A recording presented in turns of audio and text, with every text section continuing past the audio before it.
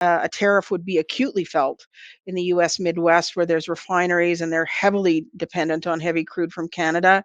And if there was a tariff, Midwest refiners would have to look to receive oil. Supplies from southern producing regions. And that scenario could play out in one of two ways. One, shutting down the Midwest refineries in the US because Mm, they're no longer profitable, mm. which means lost jobs and for Americans and higher energy costs for Americans in that region. Or two, the other scenario is, higher prices paid for crude. Means higher prices for refined products, in particular gasoline products, across the US.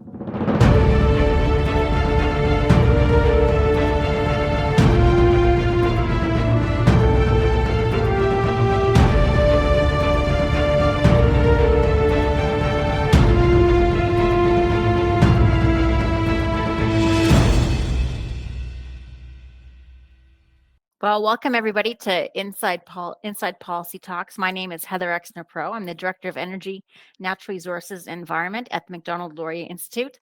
And I'm delighted today to have my colleague Lisa Baiton, who is the CEO and President of CAP, the Canadian Association of Petroleum Producers, to talk to us about all the stuff happening with energy security, emissions cap, geopolitics, Trump, all the things that have made the Canadian oil and gas sector front and center in the news lately. Welcome to the show, Lisa. Well, thanks for having me, Heather. I'm just delighted to be here. I really am impressed with the work that you and MLI are doing. So thank you for having me. Great. Well, this is going to be a great conversation because there's so much news to cover. So I'm just going to start, we'll get into Trump right away. I know our listeners will want to hear about that. But just, to start us off, what is happening in the oil and gas sector today? What's happening at home? What are the kinds of challenges that you guys are facing that would prevent us to grow to be a bigger part of the economy? Well, maybe I can take a step back and really talk about the current state in Canada right now. And if you look at recent polls, really the top concerns of Canadians are really centered around the economy. They're worried about paying their mortgages. They're worried about their children's ability or inability to buy a house and find a place to live. They're worried about how to pay for groceries or gas for their cars, or whether they're going to have a job next month.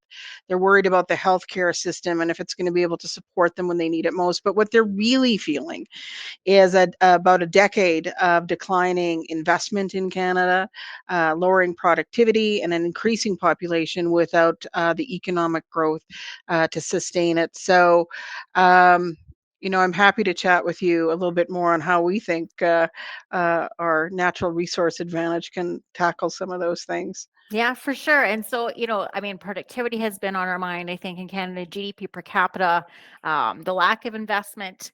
And as you say, that's the way people feel those are those things you're talking about. But I guess in the oil and gas sector, those are things that we're seeing. So what have been the challenges that have, kind of weighed on that productivity, weighed on that investment, particularly in the oil and gas sector? Well, I think the greatest barrier to Canada seizing its energy advantage potential is really an uncompetitive and complex regulatory environment. And particularly, we can start talking about the Canada-US bilateral under a re-elected President Trump. But, particularly when we look to our biggest customer next door and our behemoth of a neighbor next door, we know that that country is going to be uh, has a very distinct view of Canada in terms of how we need to step up as a NATO partner and fully pay our bills in a more timely way. They have also issues with our border and immigration processes. But when you also look at other things that the incoming president is going to do, it is expected that President Trump is going to reduce uh, uh, taxes in the U.S. And then when you combine that with other policies that he's planning on implementing, like he wants to have the best in class permitting process in the world, so they can get things built. That alone means that we really have to get our own house in order and run to catch up to be competitive.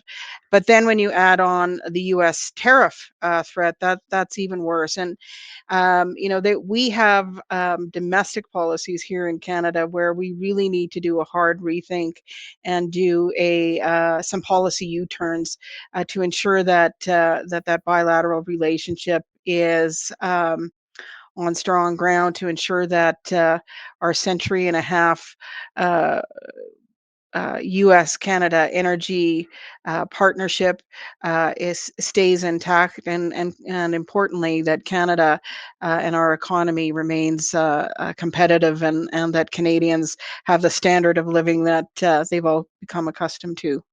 Well, perfect. Well, let's deep dive into Trump then, because I know you've been getting a lot of questions, Yes. I'm sure from your members and not least, the press as well. But, one thing as an observer that I've always been impressed with is that even though obviously the Canadian American, oil and gas sector are competitive, you guys are often very cooperative. With your southern, for example, your sister organization, the United Yep. States, on With the gas API. side, that Yep. you aren't looking to see the other one fail. And No. even this week, in the face of tariffs, I noticed, for example, that the Refinery Association in the United States, the API, both came out to say that this is not good policy. We don't want to see these tariffs on the Canadian energy sector. So when you're talking to your members this week, and when you're evaluating and doing the analysis on what Trump could mean, what are the concerns that people have? And then I'm going to guess that, what are some silver linings that, if things go one way or another, that actually might be favorable for the sector? Sure. Well, maybe as some context, when we look at the U.S., the oil and natural gas industries has probably a 130-year relationship between Canada and the U.S., and it's much more than a simple economic relationship or a trading partnership. Combined, Canada and the U.S. Produce 30%, 30% of the world's natural gas and 25% of the world's oil, and we're just scratching the Mhm. surface of our collective continental potential as a global energy superpower. So, in terms of a silver lining, that's one. We know that President Trump wants to be a global energy superpower, bigger than the Persian Gulf, and certainly continentally, if we continue to keep our Canada-U.S. energy partnership in place, that is certainly something that's doable. But I would also say that century and a half means that our energy partnership is highly correlated. Our companies are able to operate seamlessly across the Mhm. border, and that benefits both Canadians and Americans in terms of being able to have access to reliable energy for both on both sides of the borders, for both Canadians and Americans, and we need to protect that. And I would say it's also highly correlated to our our each of our countries' energy security, each of our countries' national security, but to our continental security, to our world Western Alliance security, and we're living in an increasingly more volatile world, and so it's really highly aligned to our geopolitical security as well. And for Canadians, I don't think sometimes they fully realize that 25%, so one quarter of Mhm. everything we export out of Canada is Canadian oil and gas. And as a result, our natural resources, our oil and gas, is really what underpins our hard and soft power on the world stage, and we really can't be naive about that. So we need to really make sure that all of those things stay in place. Maybe where there's clouds on the horizon, pretty big clouds, is placing a 25% tariff on Canadian imports, including oil and gas. It would have really significant negative consequences, not just for our sector, our industry, but it would have a massive impact on the Canadian economy and all Canadians. Again, we 25% or one quarter of all Canadian exports or Canadian oil and gas. But it would also have U.S., as you mentioned, Heather, negative impacts on U.S. refiners and ultimately on the energy costs for Americans as well. So we're hoping that we can have some thoughtful dialogue on that and make sure that we avert and ensure that we have that U.S. Canada energy partnership longstanding for the years to come. Yeah. And there's been not, I wouldn't say complacency, but there's certainly some optimism, I think, in Calgary and Alberta in the oil and gas sector that it would be difficult for the United States to put 25% tariffs on us because we are so important to their energy security, to the economy, as you said. When you Yeah. thought about what are the Can I just scenarios? interject on that Yeah, though?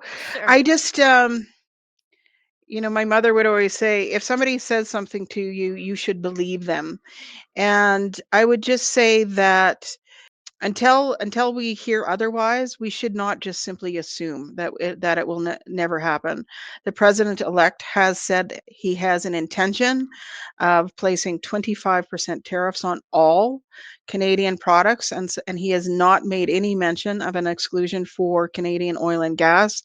And until that happens, we shouldn't be complacent about that. We should also be eyes wide open that President Trump and, quite frankly, all Americans have a very different perspective on of trade now than, let's say, of a Reagan Republican many years ago. So I just think that ounce of prevention, pound of cure. I don't think it behooves us to just assume that it won't be applied to us.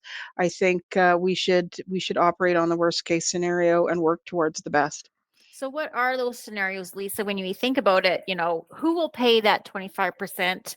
How do we think it'll affect the Canadian oil and gas sector? And how do we mitigate some of that? Or how do we do some of that prevention or I guess diversification? How does TMX come into this? What are you guys thinking around this? Well, I think there's a lot of analyses coming out on what a 25% tariff will look like. What's less clear is if it was actually implemented on the Canadian oil and gas sector, how it would work across each of the different sectors, whether it be oil or natural gas or electricity, and so on. But in terms of the strategy, I would say we really should take a Team Canada approach, and that should not only be inclusive of the provinces as the resource owners, but we really need to have industry at the table as well. Uh, if I look at my sector, the Canadian upstream oil and gas producers, um, we, as I mentioned, we're a quarter of the exports. We employ directly and indirectly 450,000 people from coast to coast. And when you look at induced jobs, that's 900,000 jobs from coast to coast. And so it can't just be the provinces at the table with the federal government in determining what the Team Canada approach is going to be. Industry, the industry voice itself needs to be part of that Team Canada approach. And I would also say that we really need to work with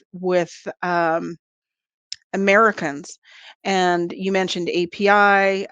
There's other organizations like AXPC, but really talking to American companies that would be impacted by that and getting their American voices heard by the incoming Trump administration on what the impacts would be. So, for example, a tariff would be acutely felt in the U.S. Midwest, where there's refineries and they're heavily dependent on heavy crude from Canada.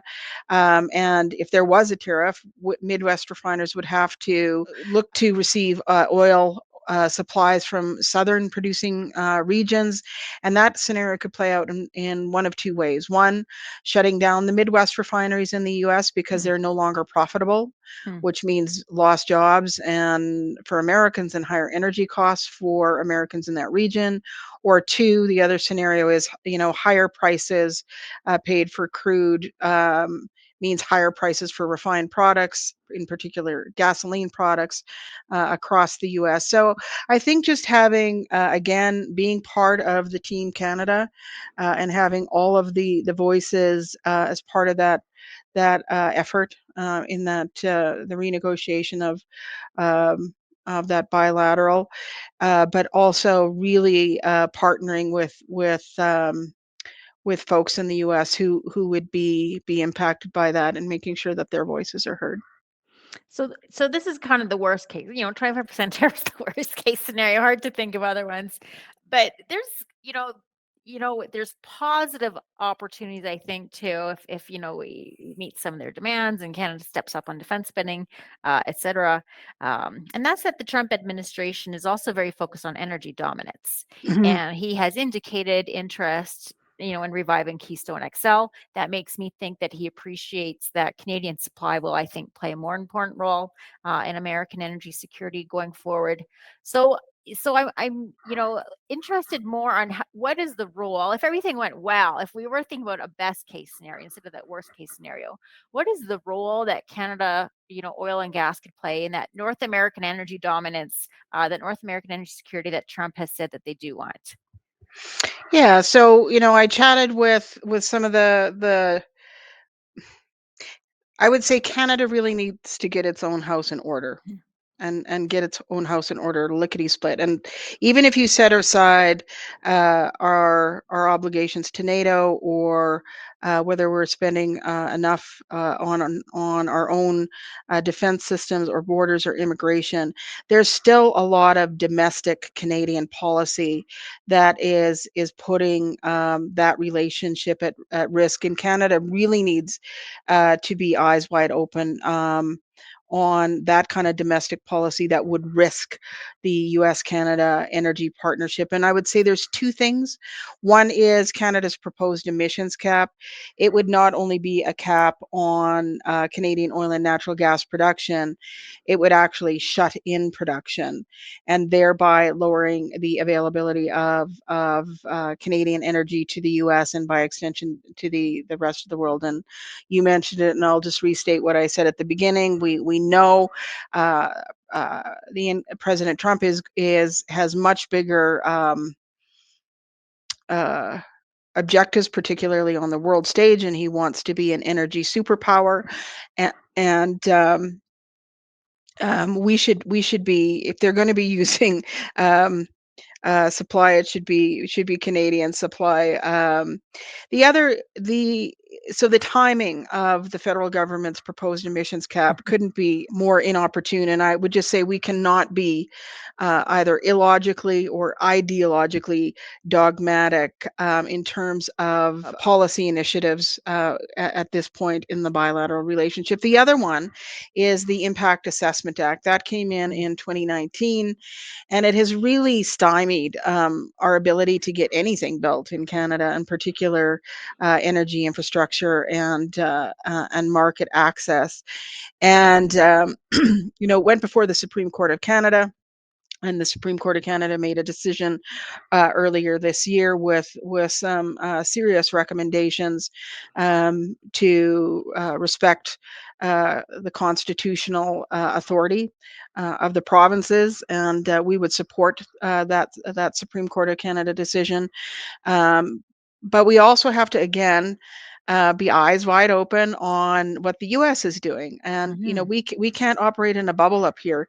If the U.S. is going to be change their tax regime and make it globally competitive, we can't have some of the highest tax rates in the Western world.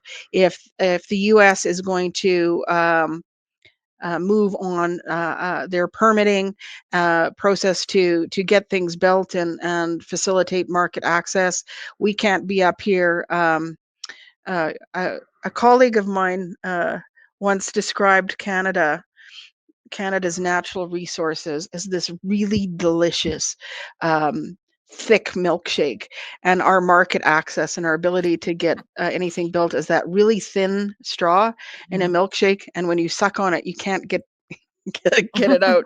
And so, I would say those two pieces of domestic energy policy, we really need to do a policy U-turn on that, to be on a strong front foot with the U.S. and to preserve the U.S.-Canada relationship, and by extension, preserve the Canadian economy and jobs for Canadians and the Canadian standard of living. Yeah. Well, our straw got a little bit bigger this year with That's TMX, true, it did. and our straw will get a little I bit, toured yeah, the our Trans Mountain and last the week. Coastal GasLink will make Yeah, our straw a little bit bigger next yeah, year. And so I would love to talk about LNG because people like to talk about yeah, yeah. LNG. Finally, we're going to join the ranks of LNG exporters in the world next year in Canada. And I wanted to talk about, just to kind of finish and put a button on the American side, one of the more controversial energy decisions Biden made, in a country that is now producing more oil and gas than any nation has ever produced in the world. It was generally pro energy, but the LNG pause was the one that, Mhm. really, got people's goat. What is the relationship, with, LNG exports with the United States? What was our thought on the Biden pause? Was that an opportunity for Canada, or, was it also creating uncertainty for some Canadian exports too?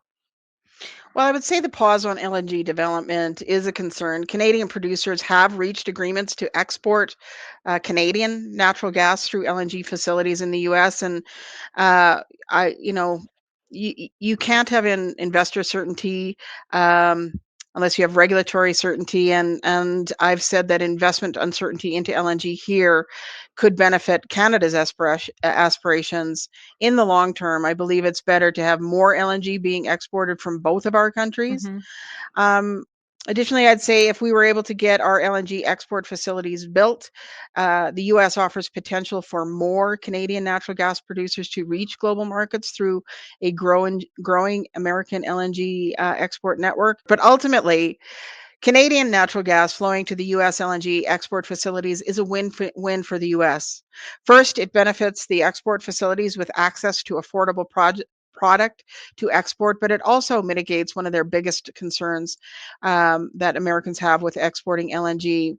Many believe that increasing LNG exports means higher heating and energy costs for consumers, but supplying LNG export facilities with abundant Canadian natural gas would alleviate that concern as domestic US natural gas supply is less impacted.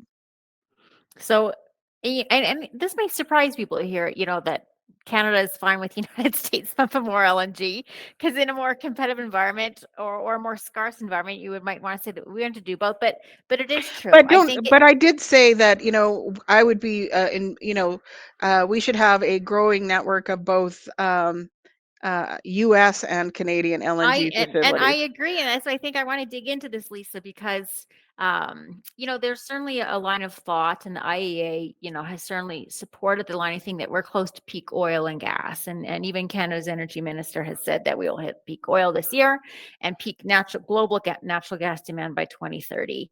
And yet, producers want to produce more, exporters want to export more, and presumably see markets for those things. And so what is the viewpoint in the sector on the global demand for oil and for LNG in the coming decade, 2 decades, 3 decades?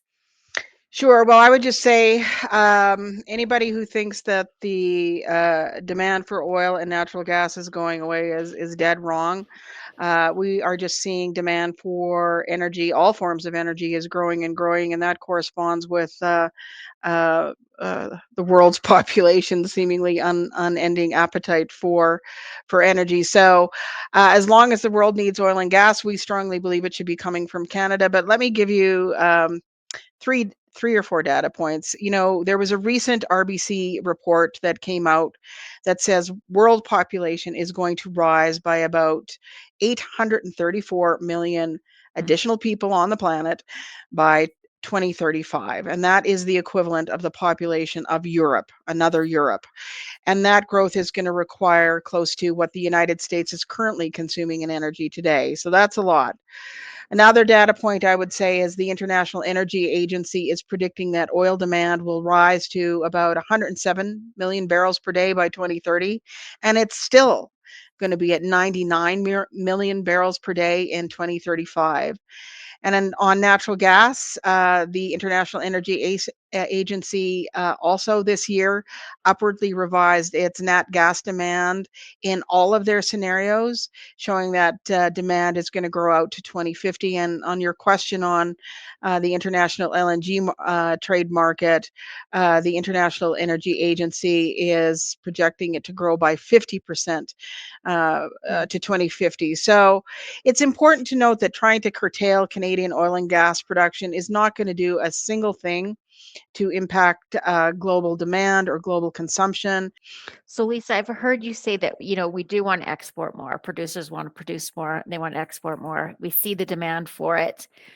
What are the plans to expand those straws? What is the appetite in your sector with your producers to produce more? Where do they see the markets? Are we going to see a Keystone? Is LNG Canada and US LNG exports going to be able to take up the surplus?